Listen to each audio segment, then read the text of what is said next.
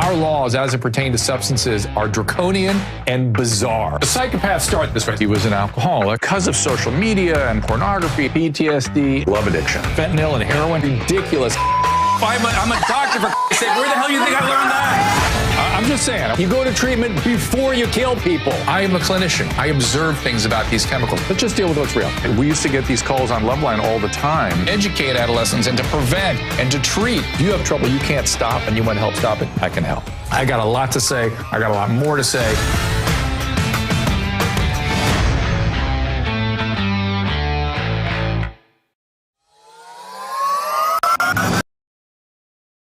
Hey everyone, welcome. We're back to another big week here. Today, a very special guest, Heather Dubrow, will be here Wednesday and Thursday. I believe Thursday may be a little bit earlier, like at 2 o'clock, but we'll keep you posted on that. And Tyrus's wife comes in here tomorrow to talk about her health initiatives. There she is, Ingrid Rink, and she has had a really interesting story around diet and exercise. But today we have Heather Dubrow, actress, television personality, host, wife, mother, host of her podcast, Heather Dubrow's World. It's returned. Also now she has returned as a cast member on Real Housewives of Orange County after a 5-year absence. I can't believe it's been 5 years. She and her husband, Terry Dubrow, who is a plastic surgeon, and you can see him on Botched. They have a show on E! Called 7-Year Stitch, where they're stitching couples back together. They themselves have been together for, I'm going to find out how many years. It's been over 30, I think. Welcome, Heather. Hey. Hey, look at you. So how long has it been with you and Terry? 30 years? 25. We just had our blind date anniversary. Your blind date anniversary. So it was a setup on a blind date. And who was the genius that set it up? Yeah, it was Terry's friend who was a transplant surgeon, and he was dating a girlfriend of mine, and they set it up. And honestly, the only reason I remember the date, it was December 7th. So it's kind of like an historical day.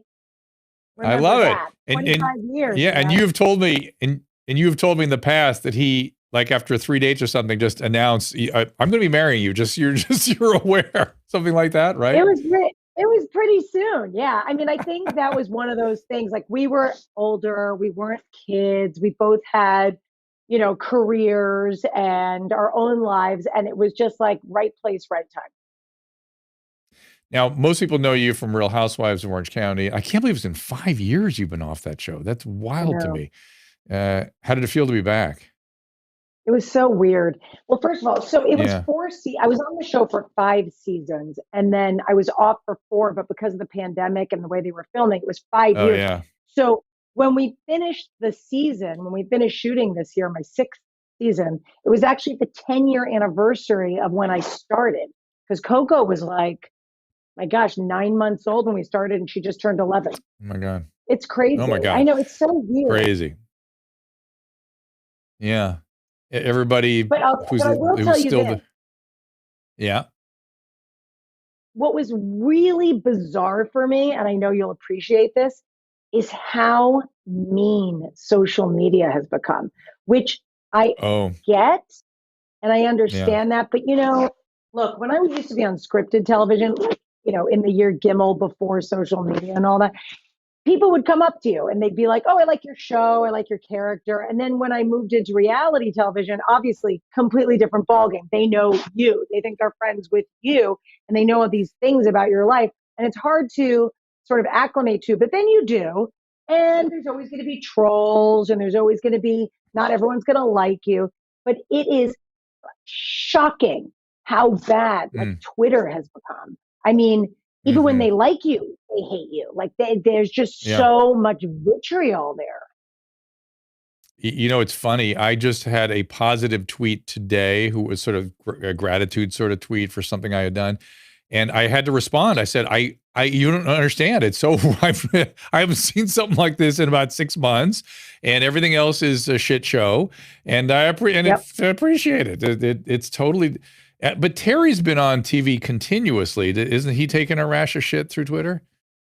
He has, but not as much, because I think that the kind of shows Terry does isn't really about him.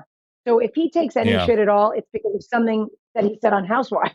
So, on the other shows, he's fine. And he got into a little bit of the drama this year. I don't know if that's, What's that? I was going to say, Yeah. and also, there's a lot of love for him, helping so many people with their Mm, botched surgeries over the years. So he's got yeah. that built-in love. Mm. But even as I don't know if this has come out yet, or maybe am I Yeah, saying something I shouldn't say? It nope, has. you can say So it. so he got into the drama a little bit, and or at least they attacked him too on the show. Well, I mean, here's what happened. So, I mean, in one of those truth is stranger than fiction moments, um, the girl that I brought on the show, a girl that I've known for a few years, we're like good acquaintances. I really like her. I ran into her at dinner, and I'm like, oh my gosh, you should come on the show. You'd be great.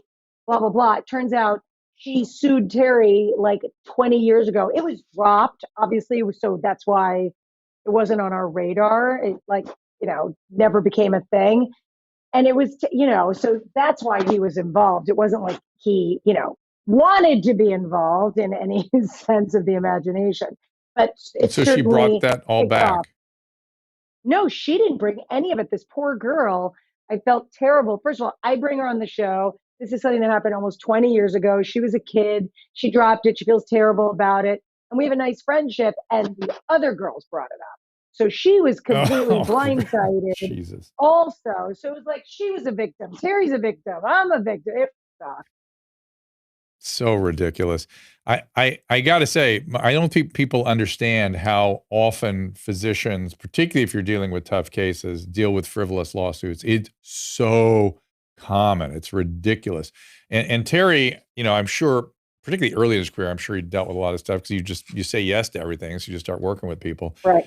He himself is an expert witness. A lot, he's like an expert witness, so he knows exactly how to stay out of trouble, and yet it's uncanny how much stuff we can get into. Of course. And listen, we live in the most litigious country in the world, first of all. In the And, the most litigious state in the most litigious country.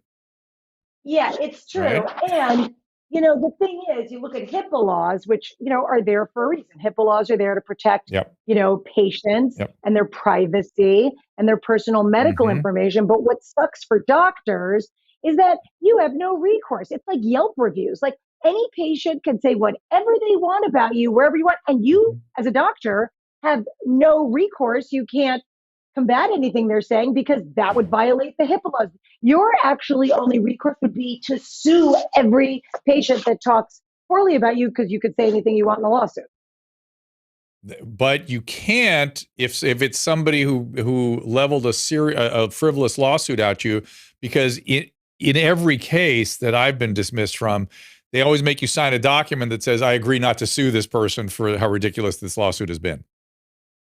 Right. No, I mean, even just to get that's when you're settling with them. Yeah, you agree to say, like, let's not talk about it. But I'm saying, like, you can't even get your narrative out at all, even if you are 100% right. That's what I think is terrible for doctors. I can tell you now about two of the most outrageous ones I was involved with, because it's not, no one will be able to identify these cases. But one was a very, very difficult case that I was aware of on the unit because people were talking about it. It was not my case. I was sitting with his doctor or her doctor, I'm not going to even identify that, when the patient was discharged. And the nurse leaned in the room and said, Dr. Smith, the patient's been discharged. He said, great, thank you. Then the patient went back to the chart and said, patient discharged, Dr. Smith and Dr. Pinsky aware. Boom, I was in the lawsuit now. Even though I'd never seen the case, didn't even know the person's name. It was not anywhere related to me in any way in that one. I had another one where it was in the locked unit in the psychiatric hospital. I was doing medical clearances, and I was asked to come up to see a patient. And I get there, and I could see in the chart, doctors had come in every day for 3 days, but she was so wildly psychotic, they couldn't get close to her. So they would just sort of describe what they saw, and that was that. I get there, they go, something has changed. So I go into the unit, and she's moribund and fasciculating. She's having like mini seizures. And I said, this is not psych anymore. I don't know if this was whatever caused her psych thing. This is medical. Get her out of here. She needs to be paramedics right now. Had her out of there in 10 minutes. She ended up having encephalitis. I saved her life. I got sued for delay in treatment. Delay in treatment. That was I my mean, secret. what do you do? So there with you go. that, That's how shit terrible. happens. So anyway, That that's kind of is- stuff. But let's. I wonder. I was thinking. I wanted you to talk a little bit today about your pre-reality career, because I don't think. I think Bob Saget's passing brought that into the front a little bit, and I I wonder if you'd sort of walk us through your history in acting so people understand that you had a lengthy career before Orange County. Well, thank you for bringing it up. It's funny. I think of my life in like decades, pretty much, and so I've had decades of reality, decades of being a stay-at-home mom, decades of being a working actress. But yeah, so I was a musical theater major in college, and I thought I was, and I was a singer, and so I thought I was going to go do Broadway. That was sort of the intent. Oh, But we have to get you. Hang on. Now this may have already happened and you can't say. We must get you on The Masked Singer. We must get you on The Masked Singer. That is a must happen. You know what that is? Yeah, you know what of that course. is? Yes. Okay. Well, you and I are going to talk about that offline. That must happen someday if it hasn't already. Because the fact that I've forgotten that, but see, I'd already forgotten that piece about your history, and maybe it's already happened. So there you go. So I'll leave it alone for a minute. So anyway, so I was going to go do Broadway, and I had an opportunity to come out to LA and work on this television show. And I was like, oh, I'll just stay out here for a little bit. I can always go back to New York. And it sort of went from there. Like I started off, as I sang at Disneyland. I had a 14-piece big band I toured with for 4 years. We opened up for Mel Torme, Manhattan Transfer, like all these cool things. We were the house band for The Nanny. Like instead of having a comedian, they had us warm up the audience. It was really fun. It was like my waitress job. And then while I was doing that, I got, better jobs, better roles, and all of that. And then I did, like a slew of series regular television shows. Probably the ones people would remember would be Jenny McCarthy and I had a show in the 90s, that was like a Laverne and Shirley type show on Must See TV on NBC. And I had a big show called That's Life on CBS that I starred in with Ellen Burstyn and Paul Sorvino and Debbie Mazar. It was like a great show. It was in the early 2000s. And then I got pregnant and I had 4 kids in 7 years. That was a lot.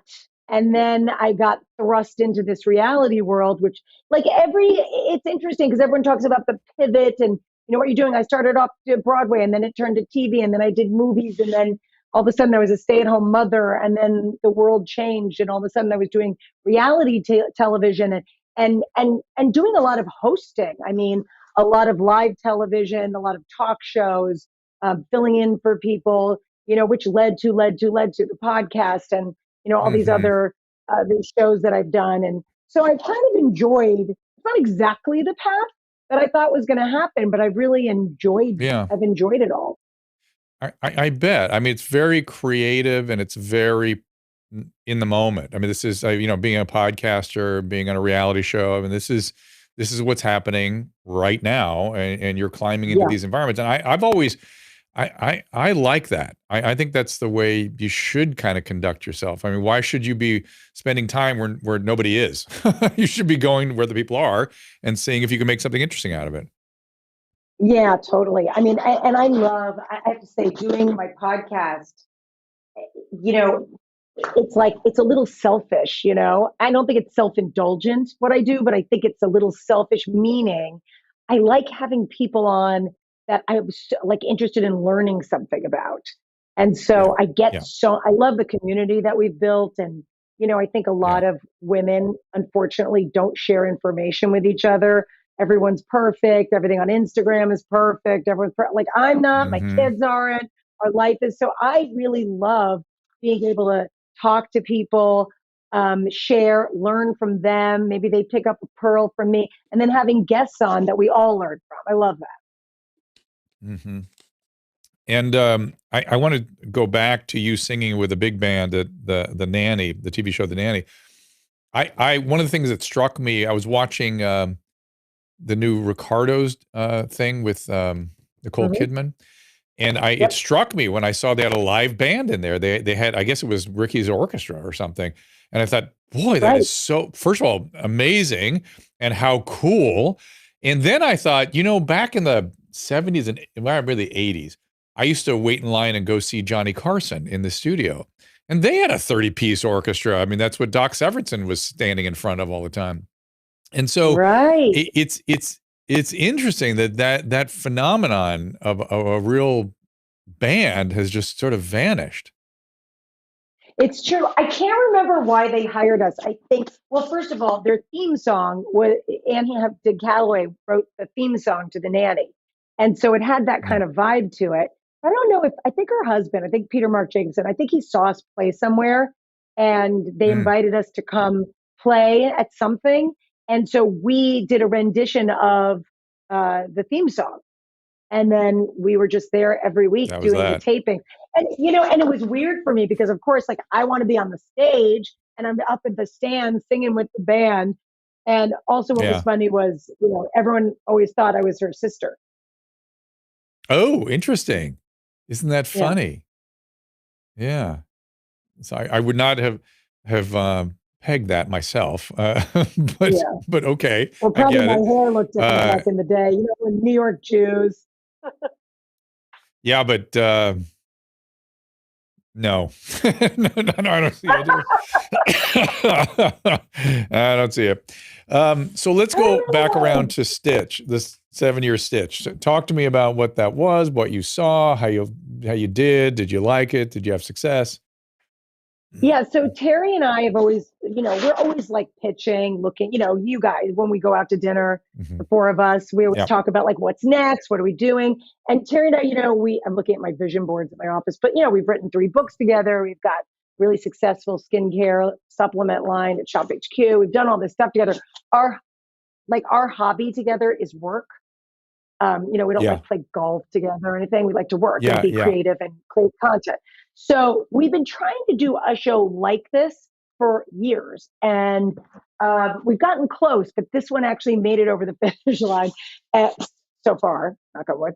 And it's cool. So what we're doing is we're taking people in like that 7-year mark where the honeymoon is over and real life is kind of set in, and they're like, wait, what do we do here? Is this good? The problems are there. And kids, all of it, and trying to help them. Because look, we've been lucky. We're together 25 years. We've been through a lot. We've had, our ups and downs. And as you know, being in a long-term relationship, there's good days, bad days, good years, bad years. And it's really how you get through all of that. But, as a couple that's been called like couple goals, and we were able to survive the reality to show curse and all of that. It's like, why are you able to do it? And I remember getting comments like, well, if I had your money, or if I had your this, or if I had your that, we'd be fine. But we thought about it and we thought, okay, so what are you really talking about? You're not talking about money. You're talking about resources, right? You're saying if you had resources and you could get the help you needed, could you survive it? So it's kind of a social. And by the way, I got to say, that is a wonderful way to look at this, because that is my number one complaint about mental health services generally. People either don't have access or don't know how to access, or don't realize they do have access, or really don't have access. And it takes a lot of resources to heal people if they're in trouble. 100%. And look, money doesn't solve things or problems, but it can easily help you get the resources that you need. Right. So we wanted to say, okay, we're going to open up our Rolodexes, and we're going to sort of assess what's going on here and get you the right therapist, and like really like an inside outside makeover. Get you the right therapist, get you the right trainer, get you the right this, and all these resources so that you can be the best individual that you can be, confident, successful individual, so that you can come back into this relationship. We separate them for 7 weeks to form better habits and really like do some soul searching and figure it out. And hopefully we're bringing them back together as fuller people on the right path to fix the relationship. Did you also do a couples thing with them, getting couples therapeutic stuff, or just individual work and then get back together? Yeah, it was tricky. You're going to have to watch it. We don't have an air date yet, sometime in March on E, but it was tricky to find ways to get them to check in with each other without having contact. So we were able Yeah. to do that because we thought that was really important too. It's also tricky, and I'm curious how you guys dealt with this because it's something I'm struggling with all the time when I do television, which is that mental health therapeutic processes are extremely boring for television. And you it's just, they are just not television. And so how did you did you just show, small quick sessions and then more out there doing stuff, active, like nutrition and working out? Yeah, exactly. I mean, we had to shave Yeah. a bit of time in those sections Yeah. because you're right. It's not talk therapy isn't interesting to watch unless you're like unless No. it's you. It's like listening to someone's dream. Like you're like, oh, kill me. But there are but there's some important pearls in there that Yeah. need to be Well, yeah, seen. that's the hard part. Yeah. Yeah, but yeah, it's that's the hard also part. You have to have the therapist delivering some stuff that people at home can use, and yet not really show the process. And I've always said, in my own therapy, when I was in therapy, the some of the most powerful stuff was when I didn't say anything for 20 minutes, and it's hard to understand how that's possible in emotionally focused therapy or certain kinds of trauma-oriented therapies. You can literally not say anything and be in the process. It's not all about the words. And of course, that would be stunningly bad television, like completely impossibly bad television. So that's the conundrum of dealing with mental health stuff. Yeah. All right. Yeah, I wanted to ask really quickly. So, go ahead. This is going to take us on a different path, but this is like something. Right, before you do, hang on, I'm interrupt you. We got a little delay, so we're talk over it a little. Tell people what the reality show Curse is. I know what it is, but I'm not sure everybody does know. You mentioned reality show Curse, that you have survived, that Ozzy and Sharon have survived, and that's about it. but tell us. Yeah, because most people that come onto a reality show get divorced, and you might say it's a curse of being on the show. I would submit that most people. I don't know this to be true, but my opinion is most people that come on this show are coming on to get divorced. I think I think it doesn't ruin your relationship. I think it polarizes what's already going on there. I think whether they're aware of the fact that they're coming on for these reasons or not, they're looking for a change, a reset, a fresh start, and you see it time and time and time again. Yeah, they're looking for some way of renewal, and this will be exciting. We'll do this. Also, I've seen this with the teen mom group that I work with, is that you have to revivify stuff you've gotten through and forgotten about 6 months later. And there it is again in front of you. It's like, ugh, I thought we'd put that behind us. And then everyone gets inflamed again. And then, of course, there's like an Andy Cohen sitting there going, what about that? What are your thoughts on that one? So, okay, so you were going to take us in a different direction. Yeah, I'm going to take us in a different direction. So this is a recurring theme that I have seen with many kids lately. And I want to know your thoughts on this. And I've heard about this for years, but I haven't seen it personally until recently.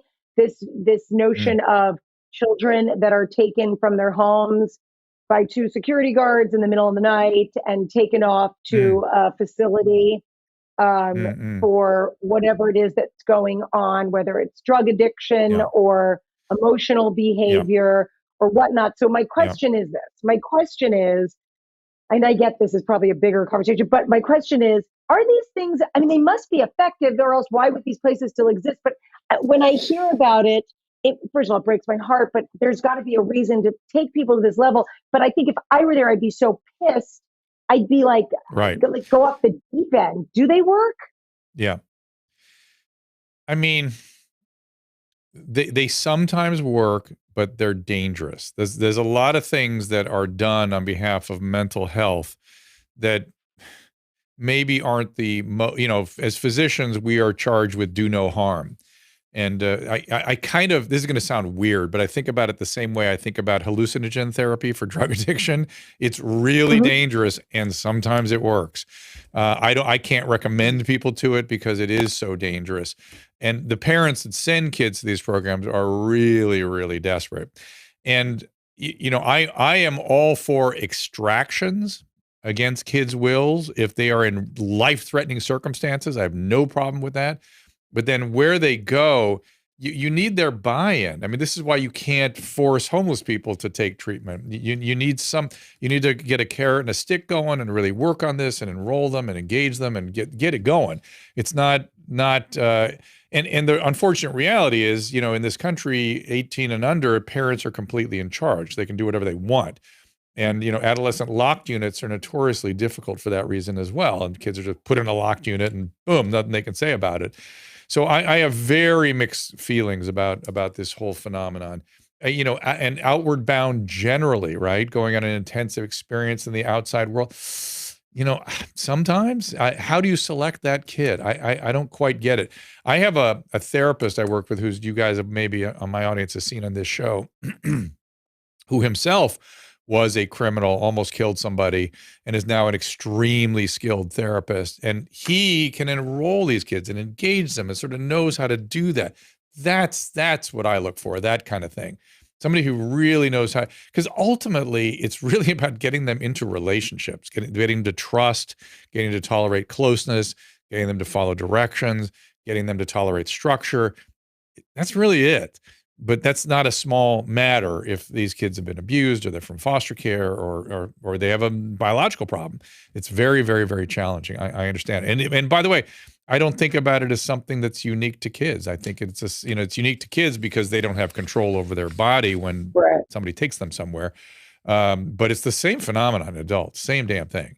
And if we could figure out a better way to enroll kids, I'm thinking a lot about this these days. We're trying to figure out ways to get homeless people involved and stuff, and it's the same thing. It's the same thing. And right now we're seeing lots of foster kids out on the street. I mean, they have like a 60% probability of ending up on the street if they're a foster kid, and that's not because they're drug addict. That should be an easy group to treat and manage and help, but of course isn't. It isn't. So that's my long-winded answer. Did that help? Did that no, it does help. It's just sad, but I also feel like it's not always the kid's fault either. It's not always that there's an emotional problem or a drug problem. Hang on, it's always the family. It's never, you know what I mean? I didn't phrase that correctly. What I meant was, like you were saying, like if a kid is in danger to themselves or others, I can understand a parent needing to do something that they felt was extreme. But I just also wonder if sometimes like it's the parents and these poor kids. I don't know. Yeah, it is really hard. But in this is interesting. I'm glad you brought this up though, because people should understand that the way medicine is practiced, generally speaking, I'm going to give some general and sweeping generalities here. So don't, it's just generally the case that when you see a pediatric case, particularly a young pediatric case, the patient is the mother-child complex. Mother, however you conceive of that. Now, there doesn't have to be a female, but mother-child together. That's your patient, the two together. As you hit adolescence, you start moving that away and you start dealing with the whole family around the adolescent and then the adolescent separately from the family. So it's a process of moving them into autonomy, but you're still in a phase when they're in adolescence when the patient is the entire situation that adolescent is in. Because much like with, and again, I'm just using for sake of example, alcoholism draws in everybody.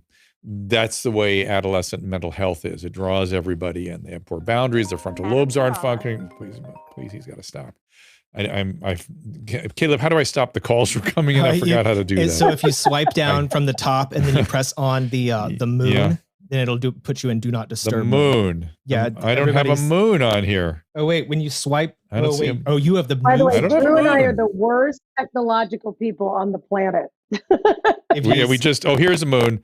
It says focus by the moon. Okay. Yeah. So if you do that, do not disturb. Yeah. Then. All right. Got it. People think it's hilarious that Adam keeps calling you during the show though. So. Well, that's good. Brian just got COVID, and so everyone has questions for me. And Brian has a glioblastoma, which he's lived with for 12 years in his midbrain, thanks to Avastin, which has been a miracle, but it's also suppressing his white count, and so we're worrying about him. So,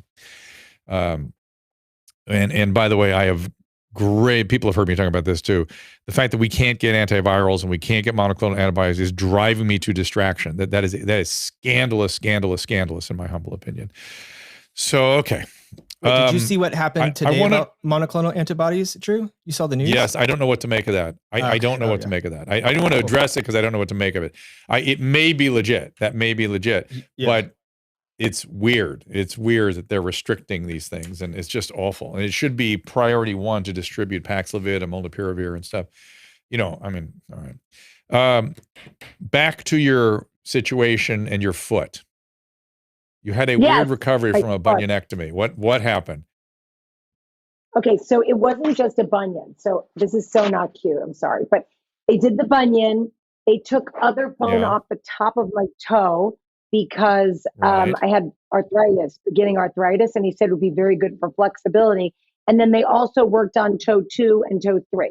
So there was really only 2 toes in the foot left unscathed.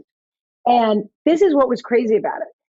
I mean, you know me for many years. I'm a tough chick. I have C-sections. I'm up in an hour. Like, I am good. This put me under. I mean, I don't know if it's my age, the general anesthesia.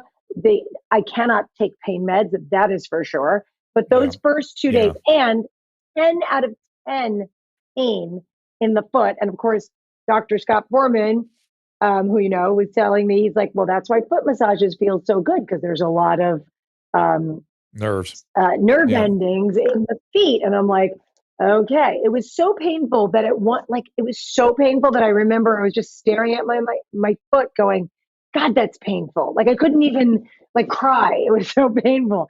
But then how's this possible? So that was like, how's this possible? But so I had a Tuesday and Wednesday took pain meds. Wednesday night, I said, I'm out. I'm done.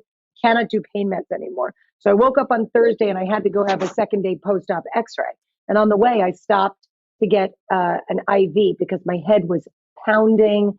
I was so dehydrated. I needed IV Tylenol because I was done with the Percocet and everything. I get it. So I went and had it done. I'm also allergic to tape, plastic, latex, and they put tape on your eyes and tape on your mouth around the tube. So I was itchy. They ended up giving me 50 milligrams of Benadryl in my IV, and I almost went into an anaphylaxis, could not breathe, and it was in the surgery center. So thankfully they were all freaking out and they were going to call 911. He walks in, he's like, get a pulse ox, everyone relax. And of course I had nail polish on, so they couldn't get the good pulse ox, and they had to turn it the other way. And then they finally got it. And it was up to 97 by then, and then took some deep breaths, and they just watched it. But it was it was probably a good 13, 14 minutes of that breathing. Crazy. That's a strange reaction to Benadryl. Did you have burning in your chest? Like burning? No. Yeah, I've seen that. No. Oh, no. Weird. So weird. No. Because, usually the Benadryl corrects a lot of that stuff. I know. But if you ever see in the monogram, 0.02% of people will have this reaction. Yeah. That's me. Yeah.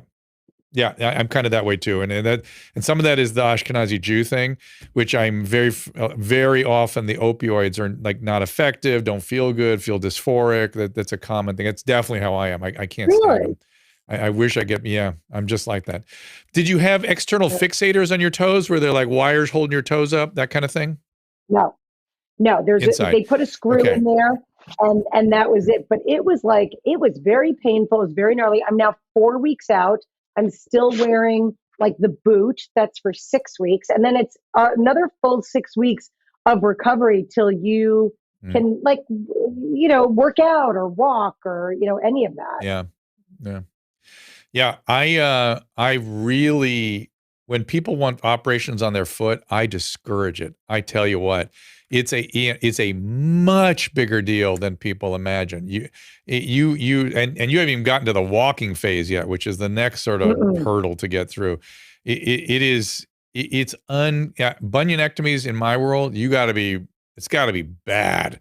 And otherwise, I don't recommend them. And it's you can't wear a shoe or whatever. And I'm sure you're having trouble in high heels or something. Is that what's starting to happen?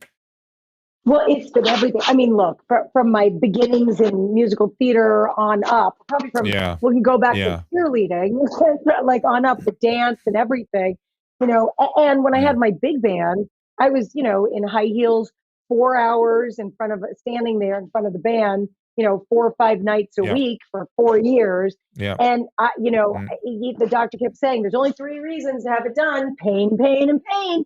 And so it got so bad. And I've known this doctor for, 25 years. And I walked in his office and he goes, wow, it must really hurt. Mm. Like, it really hurts. But I agree. If you don't have to have this done, you do not have this done. And Drew, isn't it also a thing? Because obviously your foot is the farthest like piece of body away from your heart and blood flow. Doesn't that have a lot to do with it Yeah. too? Hardest to heal for that reason. It's hard to heal. And as you get older, you lose some of that soft tissue under the bone and around the bone. And so, I mean, you can get osteomyelitis really easily with stuff just eroding in toward the bone. And it's treachery. It's treachery. I'm telling you what. But be very, very Yeah. cautious with that stuff. So let's talk about Saget for a second.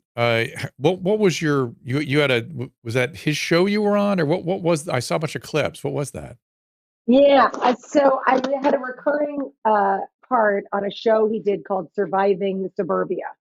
And it was so fun for me Mm. because there were other people on the show that I had worked with before. And so it was like a big, fun set. And, he was just like very chill and nice and generous and fun. And that was at a period of Yeah. time where, I had kids, not all of them yet, I don't think, but I think I had three. And, I was like getting back into working. So it was nice. It was like for me, going up to LA and working on a show for a week is like a vacation, So I loved it. And being on a set and so, look, some sets are not as friendly as other sets. And so Yeah. it was just a fun, friendly set. I remember Robbie Countryman was the director. It was just fun. And he was so lovely and generous. He is lovely. He just made everybody feel like he was their friend. He was like a really close friend. He was so, I mean, just big heart, I guess, is really what that wall was. And man, too soon to have lost him. How are your kids? My kids are good. They're very good. They're, Nikki got into college. They've both gotten Great. into colleges, but he got into the school he wants to go to. So he's Great. so Great. excited. He's staying in California. He's thrilled. Max is waiting to hear, so she won't hear till mid-March from a bunch of schools that she's waiting on. So they're great. And Kat and Coco, everyone's doing good. It's the normal everyday struggles of this weird period of time we're in. They have good days and bad days, but we're muddling through. Is Max non-binary? Is that Max? No, Max is bisexual. It's funny, all four kids, and some of this is going to come out on the show, which you'll have to stay tuned to watch. But, out of the four kids, all different genders, all different sexualities, it's kind of, it's interesting. Yeah. It's interesting. That's the thing. But, that's this generation. That is this generation for sure. Do you watch Euphoria, that TV show Euphoria? So Max won't let, she's like, you can't watch Euphoria. So I'm going to, but I haven't yet, but I intend on binge watching it because I want to see, what's going on there and everything. And I love Zendaya. So I want to see that anyway. But Max goes, you can't watch it. Oh, she's worried. Then you're going to think she thinks you're going to think. Yeah. She's worried you're going to panic about her. Yeah. I know, but I get it. You will. You're going to. You will. No, you'll be, if you have kids in high school, it'll freak you the hell out. But that is a show about really drug addict stuff, and it's extremely accurate. The drug addiction takes you to terrible places, and especially at that age. And they get it. They know what they're talking about in those scripts. They take you. They go there. And unfortunately, a lot of high drama stuff, it's very sick people. It's very sick kids doing sick stuff. That doesn't mean that everyone in high school is sick. Yeah, but I hope like everything that partially it's a cautionary tale too for some. I mean, I think I am lucky enough that I have a very, very good communicative relationship with the kids. And yeah, they go through that period of time where they really don't like you for a couple of years. And, you get through it and they come back. I have only one left like that. but I do like our communication, and they don't tell me everything, which I don't want them to, because they shouldn't. They're allowed to have private there's no lives. 15-year-old. There is no 13 to 15-year-old on the planet that tells their parents everything. That person It would has be never, weird. well, not in the modern era, has not existed. Yeah. No, it would be odd. And I don't want to know everything. Even now, sometimes I'm like, didn't need to know that one. Okay, good. But, I'm glad Believe me, when they get older, they will download more that you didn't think you needed to know as well. They'll let you, that's when they fill in all the details and tell you everything is later. But at 15 or around the mid-adolescence, no, never, just no way. Anyone who thinks they're hearing it all, you're deluding yourself. Oh, totally. You're not hearing everything for sure. But I do believe that they're safe, and that as our as our job as parents is the number one thing. That's right. And I always saw, my other thing was delay drug use, delay, because whatever happens in college, I have no control over. So, right. But let me tell you what. Did it ever worry you? Let's not talk about maybe drugs per se, but like just alcohol, and let's call them like, I don't know, let's just say like alcohol. What always worried me about the kids, and they're not even in college yet, and the twins are very, you can't say straight anymore. I don't know what you say. They're very not into anything like that. But they're just not. But I would worry that they would go to college and implode on themselves. And you know what I mean? Because I saw kids like this in college that never had a beer or never did anything. And then all of a sudden they had no parental guidance at all. It's kind of like if you're going to mess up, I'd rather have you do it at home a little bit so we could talk about it, help you, and you're not going to be like a disaster when you're on your own. It's less common that way than you would imagine. That's not usually the way it goes, unless the kid is also depressed or also anxious or also struggling with some other stuff. And the colleges are way aware of this phenomenon, and the getting their hands on the freshmen so they can matriculate and finish their first year and get on to their second year. It's a very tumultuous year. And one of the sort of well-kept secrets on college campuses, not so much a secret anymore, is that something like 30% of freshmen don't make it to sophomore year. And as a result of that, the colleges put together programs to make sure that didn't happen. Yeah, that was a while ago. And it doesn't happen like that so much anymore because colleges hang on to their students, treat them, take care of them, that kind of thing. I was talking to Lisa Bloom the other day on a news broadcast I was doing. She's Gloria Allred's daughter. She's an attorney. She's a civil rights attorney. And she used to be on my HLN program all the time. And I was always saying, why are we not talking about alcohol on college campuses? We are talking about sexual assault constantly, but we're forbidden from discussing alcohol. This is a health piece of health data that everyone should know. When there's an adverse health outcome in an adolescent or young adult, you will always find drugs and alcohol, particularly alcohol, whether it is a rape, a fight, an accident, an STD, an unwanted pregnancy, sexual assault, you name it, whatever it is, whatever adverse health outcome for that age group, you'll find alcohol. You find alcohol, you find drugs. So why aren't we talking about it? I've been talking about it for years. What I find weird about it is that the colleges look the other way. A lot of them do anyway. They've gotten a little better, but they're like, kids will be kids. What are you going to do? No, you don't. You can't make it normative. Yes, they will be kids. They will do that stuff, but you can't endorse it or turn the other way. It has massive effects on the kid's health. And it's funny. The reason I brought up Lisa Bloom, she goes, you used to say that on the show all the time, and that was like 7 years ago. And I thought, really, you always find it. And she goes, you know what? I've seen 100 cases in the 7 years since, and you always find it. You always find it. It doesn't justify anything. It doesn't mean that there's not it's in any way changes the dynamic, but you always find it there. So I went back to Syracuse where I went to college. Went back to Syracuse and I brought the twins with me. and we actually filmed it for the show. I did a live podcast there. And we toured around the school, and the Greek life, as I knew it, is gone. It is a completely different animal. And I think because of exactly what you're talking about, because I mean, look, I remember the sexual assaults. I remember all that stuff happening 30 years ago, right? And it's still going on now. I mean, so it's amazing to me. It's taken so long to change the Greek system. Right. So the reason I was talking to Lisa Bloom is SC had a scandal, a couple cases, something happened. Lisa was maybe represented. She was sort of commentating. Here in Southern California, the University of Southern California, they have a huge Greek system and have always had that.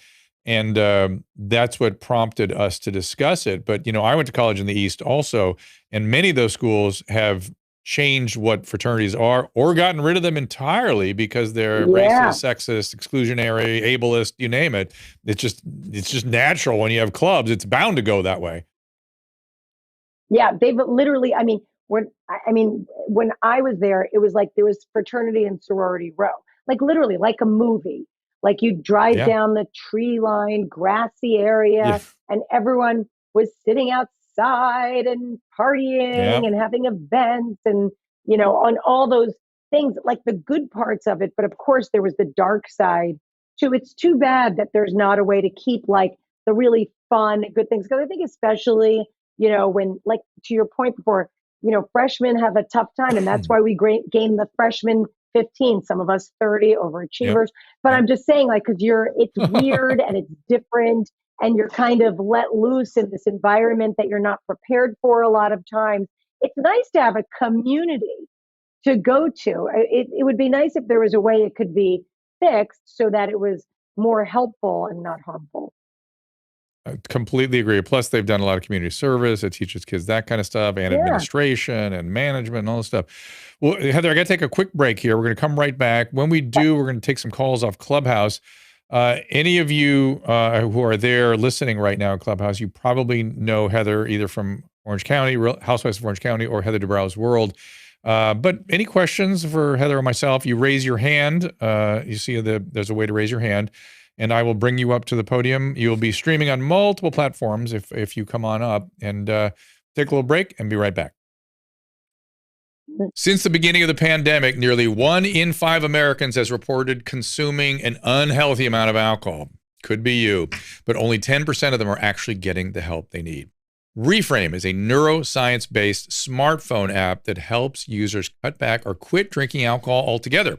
Using evidence-based tools, techniques, and content, Reframe guides users through a personalized program to help them reach their goals. Comprised of daily tasks, a comprehensive toolkit, a community forum, and accountability guides, Reframe is a modern, accessible, and affordable resource that can help anyone looking to reevaluate their relationship with alcohol. Reframe is backed by Harvard University and Emory University Schools of Medicine, and it is ranked the #1 alcohol reduction smartphone app worldwide with over 350,000 downloads.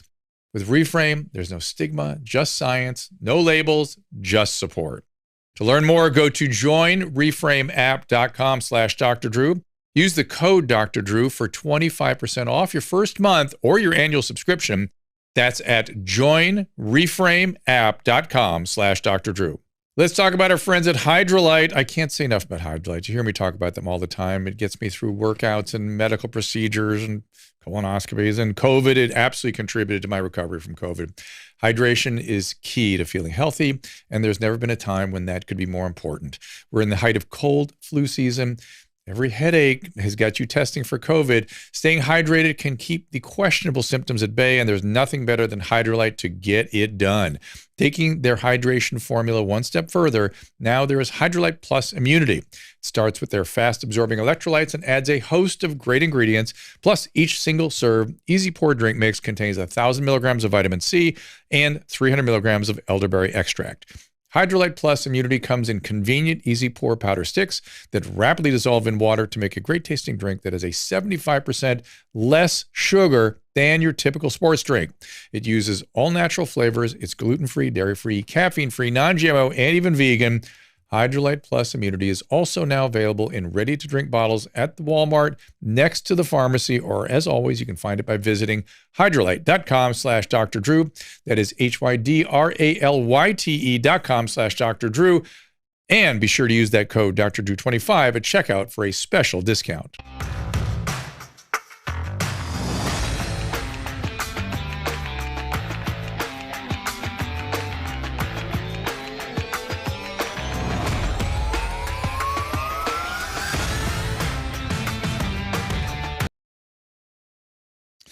Here with Heather Dubrow, and going to get to your calls off Clubhouse in just a second. And I was saying I've had diverticulitis for a week, and Hydrolyte's keeping me from the hospital. But I get that volume depletion problem that you had. It just feels terrible if you don't keep up. But I want to say something about Reframe really quick.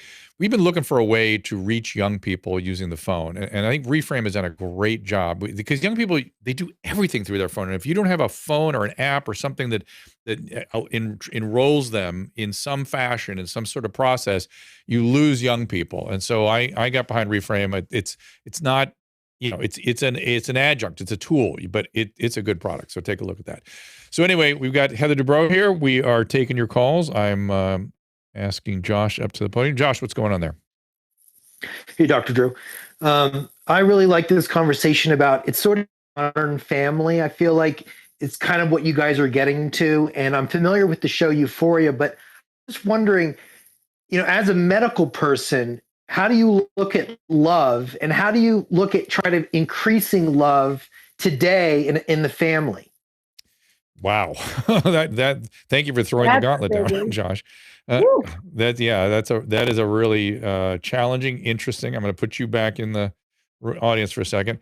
Well, I would just start by saying love is not something we discuss enough, probably mostly because we don't fully understand it.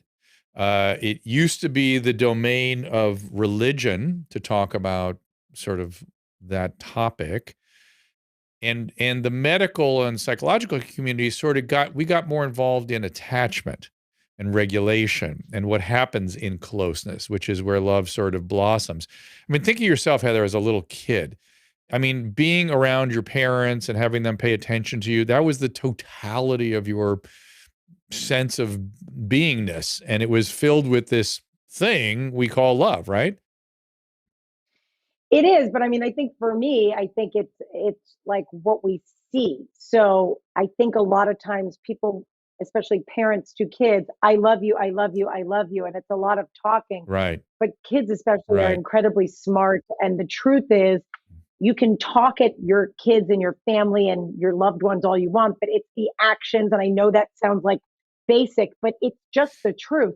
If you are with your kids and you are on your phone, if there's never a family dinner, and look, sometimes you can't, sometimes there's other obstacles, but to me, it's all about how you treat each other. I 100% agree with you. And to me, when I think about this topic, the way you framed it, I always find it so ironic. And I agree. I've noticed there's a lot more people talking love these days, but I don't feel it when I hear them talking about it, and I don't see it when I see the relationships. But in families where there is a certain amount of loving presence, if they don't talk about it, then the kids complain about that when you're older. So you can't get it right as a parent, no matter what. So one way or another, you're going to fail. Yeah, you're going to fail. Just accept it. There's going to be issues. And even no matter how much you know, that's the other thing. I think when Paulina and I were on your show, I was sort of making that point, emphasizing that point, is that you can know a lot of stuff. It helps, but it doesn't do a lot. It doesn't prevent how your kids feel. It doesn't. And you have to remember, it's just like, it always reminds me of like when we went through fertility. It's like the specialty of fertility is so bizarre because their doctors are really like, it's like a whole new specialty with every person because there's no formula because everyone's body's different. The two people are different. It's just like all different every single time. It's just the same in families. You can read books, you can talk to people, you can learn, but at the end of the day, you come from where you come from, and you have your experiences and how you were brought up and what shit you're working through yourself and bringing to the table. And then your kids are their own genetic makeup and their own experience, everything. So it's all It's just all different every time. You actually packed a lot into that, but I'm going to let it be. I mean, the fact that there's genetic, there's constitution, there's societal circumstances. There's oh my god, yeah, that's absolutely true. I want to ask a question about the Hugh Hefner documentary that's up right now. I don't know if you saw this. Did you know Holly Madison? Okay. No. So I sort of knew her, and I knew Kendra too pretty well. And it's funny. And the other one, I forget her name. Yeah, Kendra's lovely, and she's fun. I've done a lot of stuff with her over the years, and she's Kendra. And she really tries. She really tries to work on herself, and she's always trying to improve and whatnot. But the other one, I can't remember the name of the third one of the Girls Next Door. They're really kind of the first reality show, or one of the first reality shows. And I just remember once I had the three of them on the radio, and not Kendra, not Holly, but that third one would look at the other two when they would talk. And I swear to God, her eyes would turn black. She was so like full of something for them. It was weird. I mean, maybe only I sort of imagined it, but I was like, oh, I could feel it. Like, I don't know what that was. Yeah. Kendra was on my show recently because she's got this new show out, right? She's becoming a real estate agent. No, she's killing it. Okay. She's doing, I mean, the show looked great, whatever. But what I found so interesting, and I think you picked up on this too. What I found so interesting was I was trying to make a connection with her because my connection to Playboy in general was Jenny McCarthy. And she's so fabulous and so generous and amazing. And so that's my experience with anyone from Playboy. And I was telling Kendra, and I was talking about sort of like the sisterhood that is the Housewife franchise, and how even when you've left, even if it was good leaving, badly, whatever it was, we all sort of like feel like we're sorority sisters, right? You have this common experience and this common bond. And she did not agree with that. Yeah, no, they were not. They were not good. And maybe we may find out that whatever Hugh Hefner was putting them through was part of the crucible that caused them trouble. I want to stop for a quick second and talk about Jenny. And she gets a lot of heat for her opinions on vaccine and whatnot, and dealing with her autistic kid and all.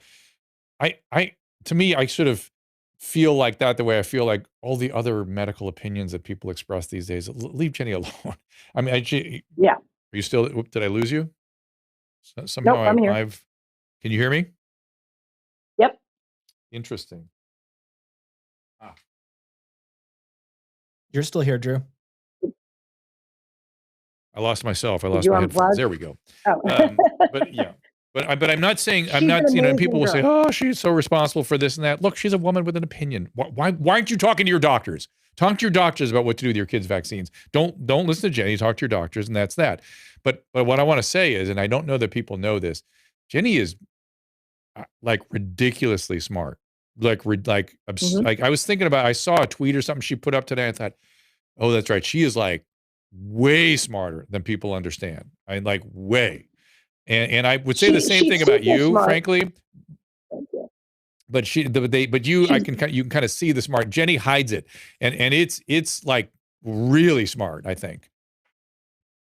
She's super smart, and I'll just tell you a quick story. Like I remember we had this show together, and she was like the it girl. I mean, she was on the cover of Time magazine, Rolling Stone, everything. And so, she gets this gig, must see TV, the whole thing. I get hired to play her best friend, and we go to New York for the upfronts, which is like this enormous thing in New York, and there's people everywhere and a huge paparazzi line, and our cars happen to pull up behind each other. And we get out of the car, and I'm nobody. No one knows who I am. She's like Jenny McCarthy. She walked over to me, hugged me, put her arm around me, and walked me down the press line and introduced me to every person from the press. Hi, have you met my co-star? This is Heather Page Ken. And like literally the entire press, like so generous, so lovely. I just love her. Yeah. Yeah, I've always felt that way about her too. And in fact, it's back to the Masked Singer, which I'm going to muscle you into. It's one of the reasons I did it. I wanted to screw with her and see if she'd come up with it. And she almost did, which I was shocked by. And man, the fact that she got that close without getting it sort of upset me. But she's uncanny. All right. So the reason I brought up Hallie Madison is because I feel like, and by the way, I'm a friend of Hugh Hefner's son, Cooper, and he's an amazing person. And Cooper does not sign off on some of Dad's behavior. I think we're entering something new here as we really take a real honest look at what that was at Playboy and how we treated women in the 70s and 80s and what women put up with. Susan and I were watching a documentary some years ago. This one that's coming out sounds rather explicit and sounds like, the torture that the girls went through that were sort of his girls and stuff, and awful. But I have two standout experiences that I remember about the Playboy thing. Susan and I were watching another documentary about it, and it was about the 80s essentially. And they were showing what was going on at the mansion, some afternoon we were roller skating. And I said, why do women put up with that? Why did they do that? And Susan said something very interesting. She said, that was our only move. That was it. We weren't given a lot of other options or opportunities. I thought, wow, that sucks. We need to correct that. Number one. And then number two, I went to the Playboy mansion one time with a friend of mine and had lunch with the guy that was essentially the head of the Playboy TV. And I was sort of grossed out. It was like a bunch of 70-year-old guys behaving like they were 22. And I was like, this is gross. This is really weird. And that kind of thing does come up in this documentary, apparently. But I'll let you sort of give your thoughts. For me, I never went to the mansion. That was a little like sort of before my time or after or both, or maybe that just wasn't in my lane. But again, my only experience with Playboy was from Jenny, and she had a very positive experience. Oh, and interesting. So it wasn't, I never thought of it as like a bad place. I always thought of like I didn't realize how much darkness there was. To me, it was almost like not real, like Disneyland. Like it was Disneyland for guys that want to look at breasts. You know what I mean? Like it was. Right. That's right. And I'm not saying that that's no, it had that playful. It had that playful quality, and that's how it was sort of pitched, right? It was sort of given that way. But when you start to really look at it really more thoroughly, it's like, we shouldn't feel good about this. We should really. Back then, it felt like Playboy was like the Disneyland version, and Penthouse was like the seedy, dark version. When in truth, it was probably all seedy and dark. That's how it was portrayed to us. I felt. That's right. Well, Heather, listen, I look forward to seeing 7-Year Stitch. It's coming up in March. Hopefully, I cannot March. wait. I cannot wait. Yeah. And I hope you and Terry are doing great. I look forward to seeing you guys again in the near future. Heather Dubrow's World is a podcast. Do you want to promote any upcoming guests or anything, or where they get it? You can find Heather Dubrow's World wherever you get your podcasts. We have I off the top of my head, I can't remember who's coming on next, but I mean, Jessica Zweig was just on. Just so interesting. Oh my gosh. And we have who's coming on next is Dr. Priyanka Wally, who's hilarious and a doctor and does stand up and has a podcast with Sean Hayes. She's amazing. She's coming up on the show. And we talk about psychedelic drugs, which is kind of fun too. She's running some clinical trials, Drew. You'd like her. Yeah, no, I've been watching that very carefully. I actually went down to Costa Rica and did a report on one of the ayahuasca places called Rhythmia. And I am persuaded there is something very important there. I just think it's going to take a long time till we mill through the potential landmines. It's not something people can just go do. Certainly doctors can't recommend it. But I've seen lots of positive outcomes from different things in different contexts. I don't talk about specifics, but we do know that MDMA in the right hands for complex PTSD can be very useful. That is now medical fact that in the right hands, the organization you must have talked about with her, what are they called? The Society for the Advancement of Psychedelic Studies. You see, She was just Society for the Advancement of Psychedelic Studies. Yeah, something like that. And they doing great work. They're just doing good work. But in the meantime, please, everybody, don't mini dose. Don't take it. I've seen catastrophes. Oh. I've seen catastrophes. Yeah, and don't do it by yourself. Not to be done at home. Yeah, exactly. All right, Heather, great to see you. I always love spending time with you. And thank you for stopping by. Oh, you too. Thanks so much for having me. I'll see you soon. Okay, bye, Heather. Heather Dubrow's World, and also 7-Year Stitch coming this March. Maybe I will take a quick call here before we wrap this thing up. I'm suffering from a medical thing that's making me weak and not able to, hang out as long as I'd like. Greg, I'm calling you up. If he may have been interested in talking to Heather, I'm not sure. All right, Greg does not seem to be coming up. All right, Caleb, everything good with you? Oh yes, everything's going great. Everything's wonderful. Susan said she was going to be on the Clubhouse, so I could bring her on up here for a second, but I don't see her in there. Did you see her in the Clubhouse? I didn't see her. She's watching on Twitch though. She's fighting it out with the Twitch crowd. She is not in the studio today. She is at another place in Orange County, and we had. I have a photo of Camden, but it's his 2022 photo. So I might as well post it now. Fantastic. There he is. Whoa, look at that. He is growing. What's on his head? It says 2022. Oh, that's cute. Oh, I see it. I didn't see the numbers up top. That is so cute. He looks so happy, my friend. That's an important observation. He is the happiest baby. It's like I don't want to jinx it, and I don't want other parents to feel awful. Oh yeah, you'll go through some stuff. Don't worry. You'll go through some stuff. You what will. An angel, like all of us. The kid is like he just turned 6 months old 4 days ago, and he's already sleeping in his own room at night. So that was not something I expected. I thought it'd take years. About 18 to 24 months, your wife is going to go, he is so cute. He's so cute. We should do this again. And your brain is going to let you do that.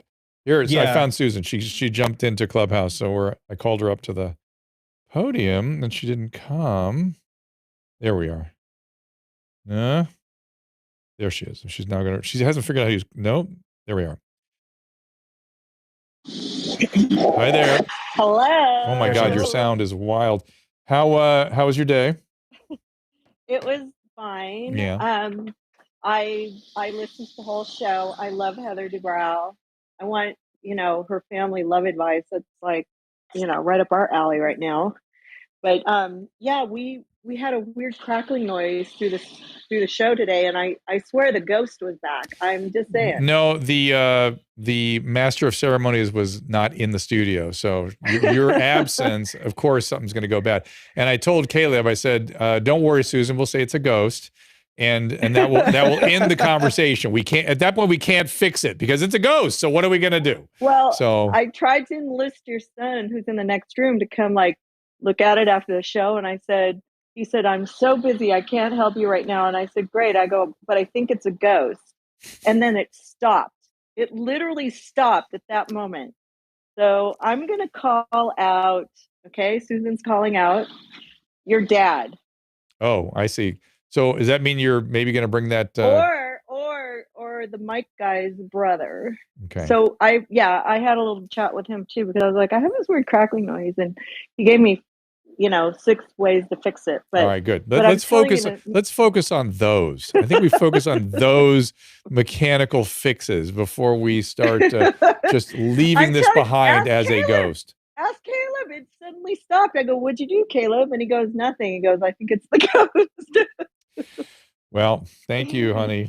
So, but I love Heather. I love her so much. She's so informative. She's got good. So much going on. She's good, yeah. And I'm just really impressed with her information about family and about people in the world, and I just love her. Yep. I wish I could have said hi. But well, you can text her. But okay, I'm gonna say goodbye to you. Excuse me, and I'm gonna go lie down again. That's my thing right now. And I know. I'll call you in a few minutes. Okay. Okay. Oh, you can see more. By the way, you can see more of Susan at Dr. Drew After Dark. She has become she's been sort of a Christina replacement, like a major player at your mom's house. Nobody can replace Christina. I understand that, especially at your mom's house. But if somebody could, Susan's doing a pretty good job. So no, I couldn't replace her. I mean, I'll come and do it again. Look in on the episodes and decide for yourself. It's a different flavor than Christina, but your mom's house. So anyway, thank you all for listening and watching. We appreciate the people at Clubhouse. Caleb, thank you for dealing with this, producing. And Susan, thank you as always for what you do here. It's Ingrid Rink, Tyrus's wife, going to talk to us about her health and fitness journey, which has been kind of interesting. And on Thursday, Caleb, do you have Thursday's guest? I don't have it pulled up yet because I didn't quite understand. I'm not really sure which Caitlin. I think it's Caitlin Meester. I'm not sure who's coming up, I believe, on that day. But the time didn't seem to be confirmed. Okay, we're talking about schools and a lot of topics around teaching and teaching at a distance and what kids are suffering with. I thought it was time to do that. Okay, thank you so much, everybody, and we will see you tomorrow at 3 o'clock. Ask Dr. Drew is produced by Caleb Nation and Susan Pinsky. As a reminder, the discussions here are not a substitute for medical care, diagnosis, or treatment. This show is intended for educational and informational purposes only. I am a licensed physician, but I am not a replacement for your personal doctor, and I am not practicing medicine here. Always remember that our understanding of medicine and science is constantly evolving. Though my opinion is based on the information that is available to me today, some of the contents of this show could be outdated in the future. Be sure to check with trusted resources in case any of the information has been updated since this was published. If you or someone you know is in immediate danger, don't call me, call 911. If you're feeling hopeless or suicidal, call the National Suicide Prevention Lifeline at 800-273-8255. You can find more of my recommended organizations and helpful resources at drdrew.com/help. I would imagine that would like screw you up. I would never. I mean, I'm scared of. So what they pills. do? All the different flavors of dick pills mixed into one. I'm afraid that like like I know if you do too much like antidepressant, anti-anxiety, that you could fuck up your brain. Yes, that's fine. I don't want to fuck up my dick. You know what I'm saying? 'Cause that's like I said, you don't come back from that shit. You know what I mean?